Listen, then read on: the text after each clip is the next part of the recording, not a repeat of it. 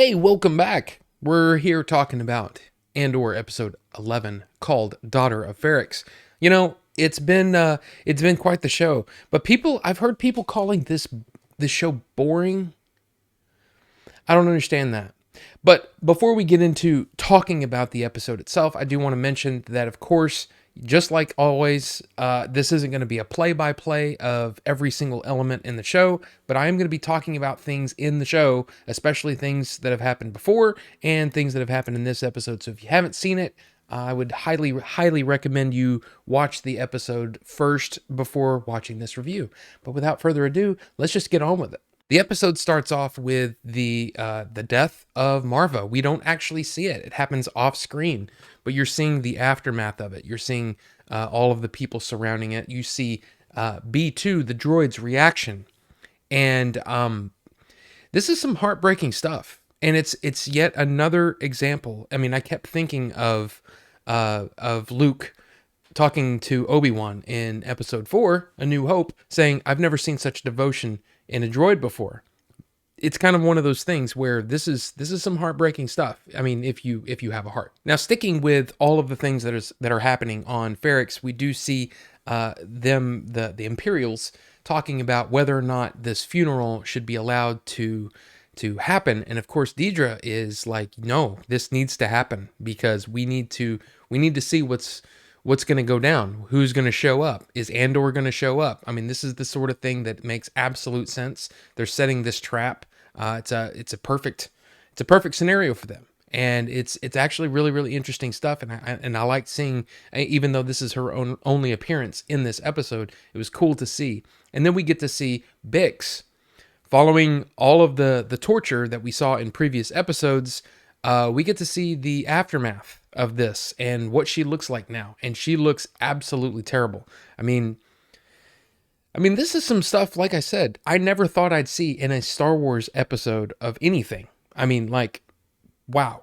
Now, we do see Andor and Mercy getting captured by these two aliens. Again, one of the biggest things that people keep saying as far as like their dislikes about the show is that there's not a whole lot of aliens in this story, but they are here. You're thinking, okay, this is gonna be a thing that's gonna take a while, but no. After talking to them, these aliens, which are really kind of cool, by the way, they let them go and they say, "Yeah, Godspeed. Do your thing. Let's fight the Empire." All that kind of stuff. It's kind of cool to see that. Of course, after that, we get to see, really kind of interspersed throughout the episode, the kind of the things that they're going through. Of course, Andor finds out about Marva being passed, and yeah, it's some heartbreaking stuff, but very, very cool. And you get to see like almost the beginnings of what we're going to see in the future with him, especially with Rogue One, what his character goes through. We're getting to see to see those connecting points, from where we saw him at the beginning of Andor to where we see him in Rogue One. It's really kind of cool to see that character progression.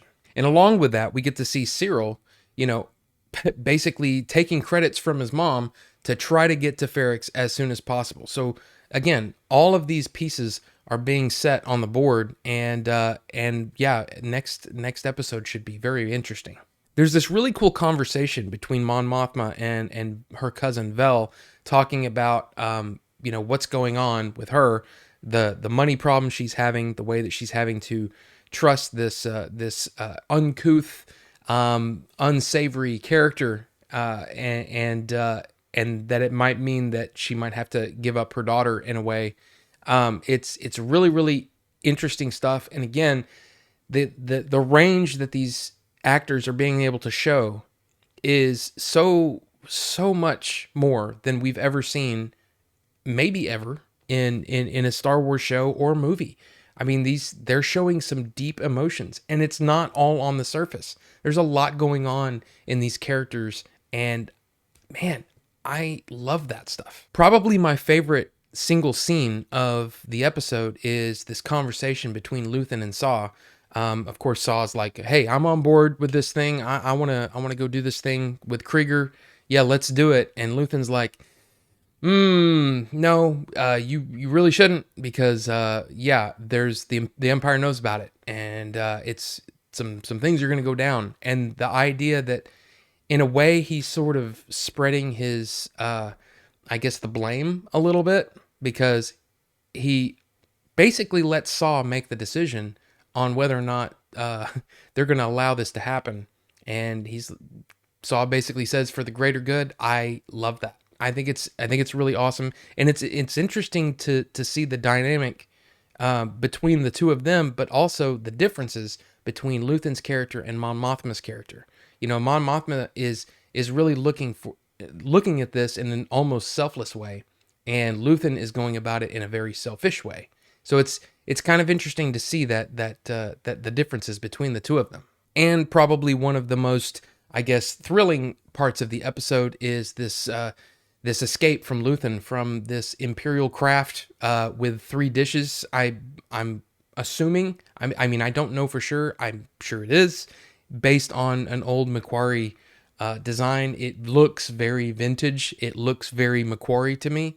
And him deploying the countermeasures and getting away with this weird beam on the sides of his craft, and he spins and takes out the TIE fighters. I mean, a cool scene for sure. Probably meant to be one of those, hey, I know that I know that we've had a lot of talking in this episode, but hey, here's some cool stuff to see. And of course, back to Andor, we see the split between Mercy and Andor. Mercy's basically saying, one of us has to survive. We have to split up. Mercy goes on his way, and you see Andor in a shot that's very similar to the final shots of Andor's character in Rogue One, on the beach, the sun in the background. It's very visually similar to the way that Rogue One is, and look, I mean, it's like I said, it's the beginnings of what we're going to see in Rogue One, and I think that's very, very cool. I've seen some very respected Star Wars channels talking about how this is boring, that Andor is boring, and I'm like, I mean, we live in a world where we had Vine, we have Twitter, we have TikTok, all of these very instant gratification, instant dopamine sort of things, where storytelling is like, how quickly can we get a point across in a very, very short amount of time. And it's like people don't have patience anymore. People don't have patience for storytelling, for character building, for the different pieces being put in the right position so that you can strike at the right moment. I know that's kind of a chess analogy, but at the same time, I think it's very valid, even though I don't know anything about chess really at all. This show to me is absolutely thrilling, and I love the fact that we're getting episodes like this that show patience, that show that the storytellers actually have something to say. Very, very cool stuff. And I don't understand why you can say that this is boring. This is great stuff. So I want to hear from you. I want to hear what you're thinking about this show. I mean, are you like me and you're just loving it? Or are you bored like some people? I don't know. I find it hard that these people can even get through a movie because, there's characterization that has to happen. There's things that have to move in the right place for an actual climax of a movie to work. And I just don't understand how they're not understanding that. And look, I don't know. I don't know. But yeah, let me know down below. We'll talk about it. Hopefully we can be civil to each other, of course, in the comments. I don't want to gatekeep or anything like that. If you're not liking the show, that's valid. I still don't understand it. But anyway, thank you all so much for watching, and we'll see you on the next one.